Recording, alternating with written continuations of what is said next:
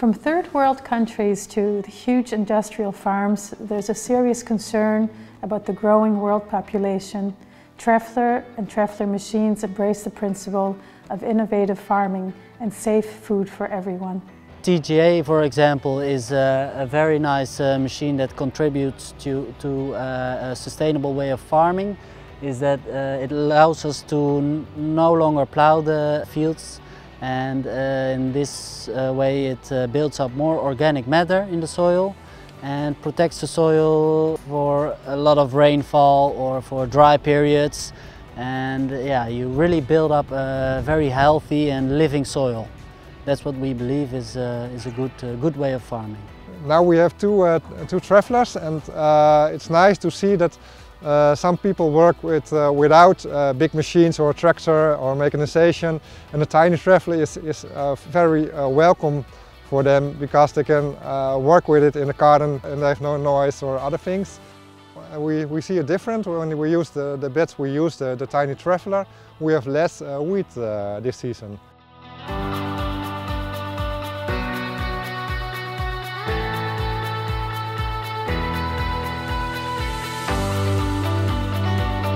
Hello, this is Mark Fair from MJF Farms, located here in West Bend, Iowa, and just wanted to share a little of our experience with the Trefler Harrow. We purchased our first one about 3 years ago.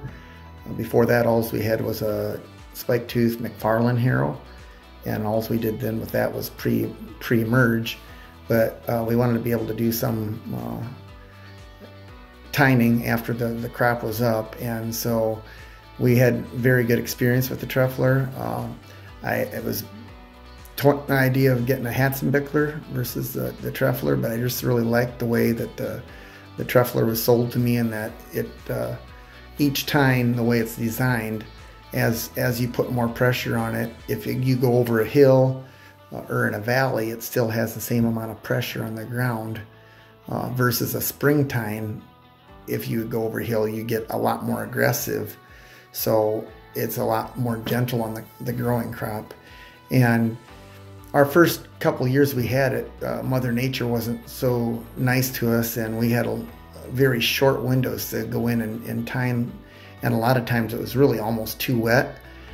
But it helped us improvise, actually, and we found a way to, by actually taking 5 of the tines right up above the row and zip tying them to the frame, we could almost go twice as fast and get twice as many acres done by doing that. And those tines would just roll enough dirt in and cover the weeds that actually the next couple of years we basically parked our cultivators, deferred cultivation for a couple of weeks, and just run the Trefler, and don't run no shields on our cultivators, because usually the corn's big enough we can go without shields in the cultivator, and does a really nice job.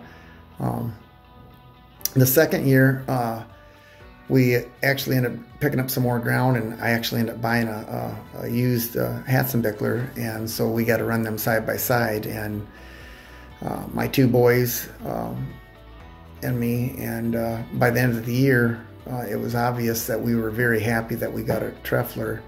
And probably the biggest thing is the tines on a Trefler are basically just tines. They're not a spring tine, so they're hinged. And you have a spring pulling them straight forward, so that tine goes exactly where it's being pulled. Where the Hatzenbickler, it seemed like, especially on the wheel tracks, on the springs would get lazy, and they would, instead of staying up in the row where they wanted to be, they would fall down into the trench or where the track was. So. And you didn't have the Hatzenbickler had the rolling baskets that would pivot, and so when you were trying to do, take 5 tines up and try to, with RTK, go straight and roll that corn in, the Trefler has a rigid frame, so once you determine where your row is, it did a very nice job of doing it perfect. Where the Hatzenbickler seemed once in a while the basket would roll and it would maybe move over 2 inches this way or 2 inches that way, and so. It's so easy to adjust too. It has a scale from 1 to 10, and you can put anyone in it and tell them, especially if you got 2 of them going in the same field, and you figure out what you like or what works the best, you just go to 8, and sometimes in our heavy trash, sometimes you have to reduce the pressure to feather the trash out a little bit, but then you go right back to your next setting. And we just really loved it. There were spots where we had grass starting to look like a lawn, especially on soybeans. Soybeans are very, very, they just handle a lot of abuse, I guess. And there were some spots where we'd back up and maybe tine 2 times in a row, you know, back to back. And that second time, the grass, we weakened it the first time. The second time, took the grass completely out. And it's probably the most important piece of equipment we have, almost, I would say, in our organic operation. And so I would highly recommend a Trefler. Thank you.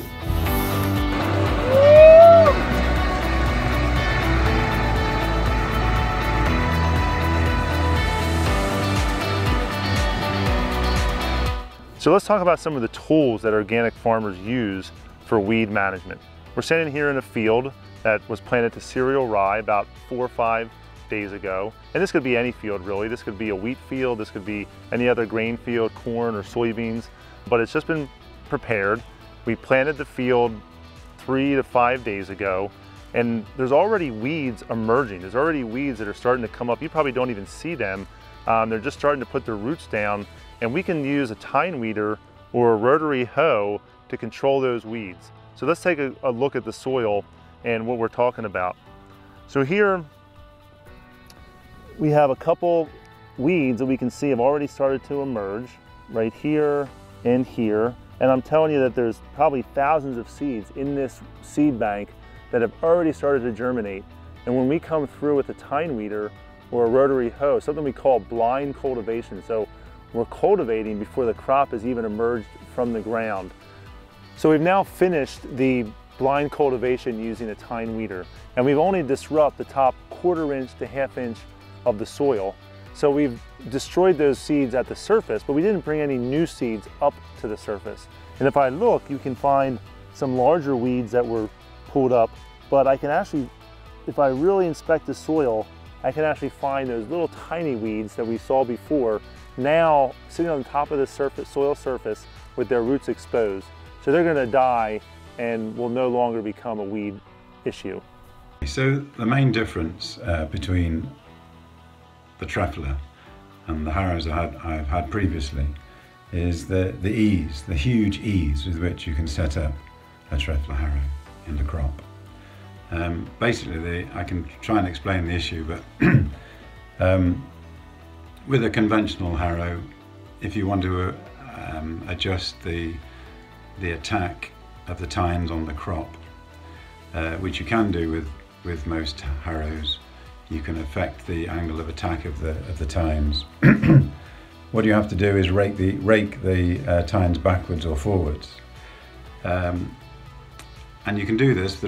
But whenever you adjust the tines that way with a conventional harrow, you then have to change the height of the land wheels. So the height of the land wheels and the aggressiveness of the tines interact, and that's the problem. So no matter what you do, you never quite get it right. You'll change the tines, then you have to adjust the wheels. You'll adjust the wheels, and you've got to change the tines. That was my experience. I spent a couple of years adjusting things up and down, backwards and forwards, and really didn't get on with it. So in contrast, the Trefler is just a dream. You just get in your field, you set your wheels up once, and you can adjust the tines using the hydraulic tensioning system, and that's it. So you can have your tines running over very, very gently over the crop, or you can increase the aggressivity of the tines.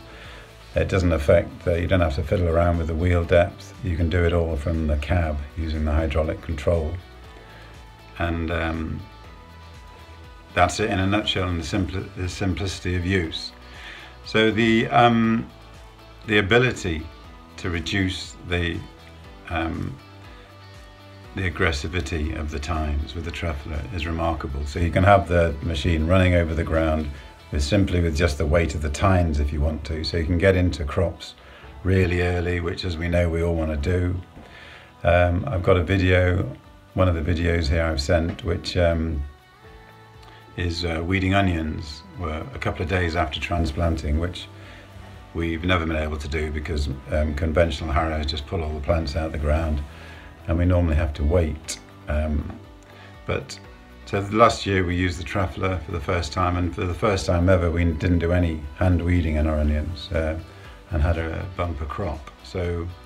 And that was down to the fact that it was possible to reduce the aggressivity of the tines down to nil if necessary, to go through the crop. And I think you can see on the video that the tines actually pass through the blocks of onions, so they're weeding in the line. Quite remarkable, I have to say.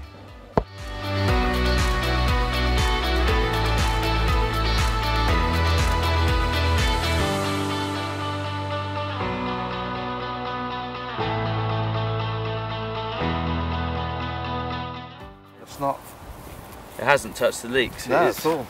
fantastic.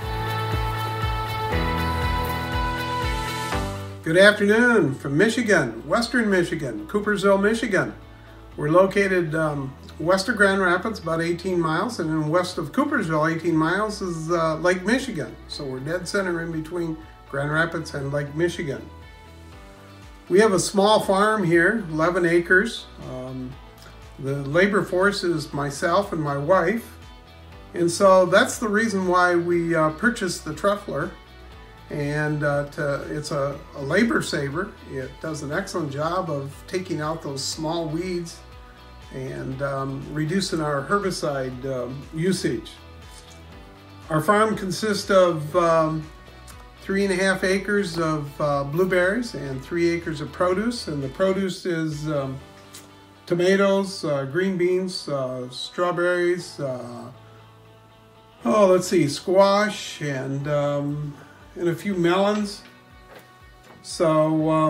and tomatoes.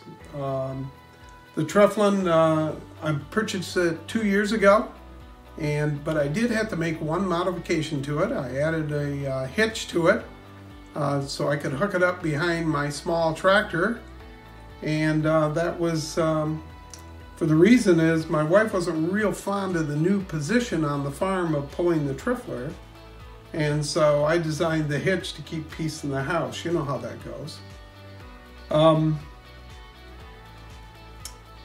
The soil compaction is something that I'm very concerned about all the time. And with compacted soil, it's just hard to raise crops and get the aeration and the water down. So compaction. So this is one thing I see that isn't happening with the trufflin is the truffler is the compaction, because it puts pressure on a small area and it moves right along and just moves the soil right along.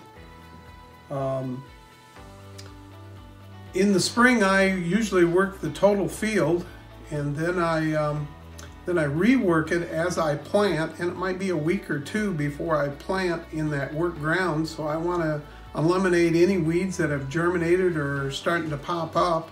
So I use the truffler to work the ground just before I plant in the areas that I'm going to be planting. It's an excellent unit, time saver, works great in the soil, and I'm finding new uses for it all the time on the farm.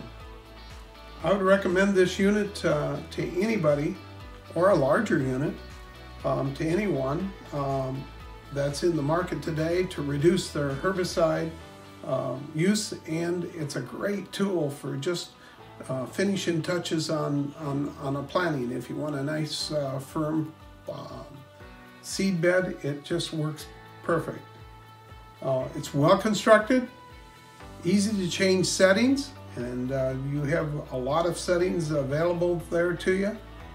Well designed, very useful unit, and I would recommend it to anybody that's farming, no matter what size farm you're at. They've got units to fit your operation. From Michigan, have a good day. Thank you. Well, the early season has basically been the rotary hoe has been the method of choice, and the rotary hoe has its place, but the problem is if it's a little damp, the rotary hoe doesn't work as well as if it's dry. And if the rotary hoe, the hoes are about 3 inches apart on there, and the tines are much closer. The rotary hoe has the points on it that only hit about every 2 inches in there, and the tine weeder is touching all the way because it's dragging on the ground the whole time. No matter when you go out there, whether it's right after, just before planting, right after planting, or 2 weeks after planting, there's still weeds out there that you can get that are in that first stage, and those are the ones you want to get at that time. Tine weeder, actually, we can go until the soybeans will be up to 12 inches tall and bushed out. We can actually still go through them. We have to slow down a little bit and change the tension a little bit on it, but we can actually still go through, and we're actually getting weeds in the row, not just between the rows, but in the row with that late in the season with the soybeans. It doesn't pull this, it doesn't lift the back end out so the back ones are not touching. It allows this to stay parallel to the ground at all times, and by staying parallel, the front tines are going in just as deep as the back tines. The best thing to do is to set it and go for a ways and get out and look at what you're doing and see if you're tearing the crop out or see if you're taking out the weeds and what you want to do, and then change the adjustments from there. Once you got onto it, you could pretty well see from the tractor as you were going the fact of whether you were getting the weeds out or whether you were going too deep or whether you're not going deep enough. We're going to take a real close-up here of what the soil and weed conditions are in this field. Obviously, it is foxtail. Giant foxtail is the main weed issue. There are some velvet leaf right here. Yep, velvet leaf.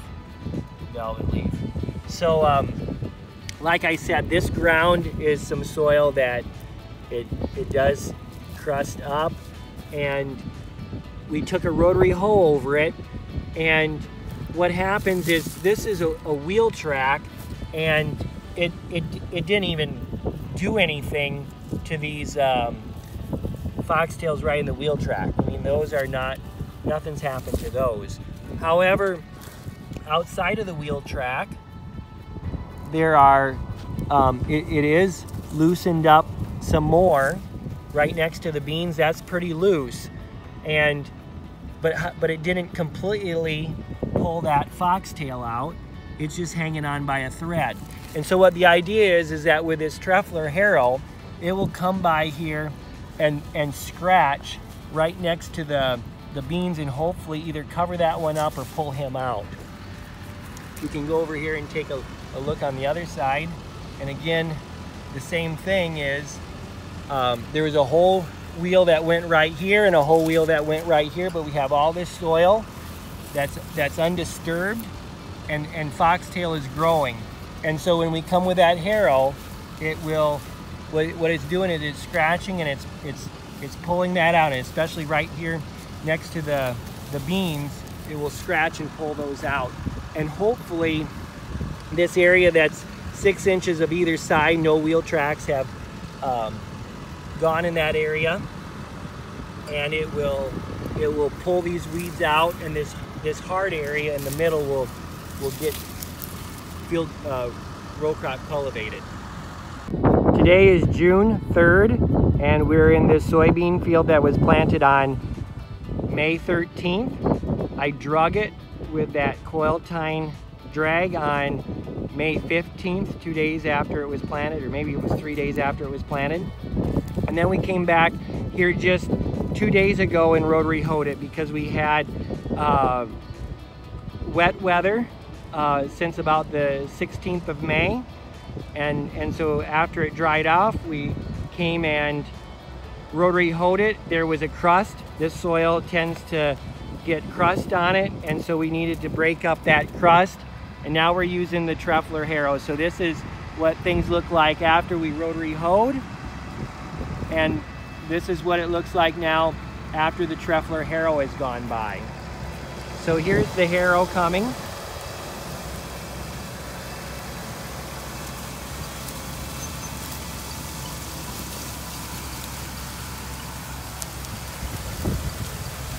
And it's just a beautiful machine how that works. The trash is flowing through it.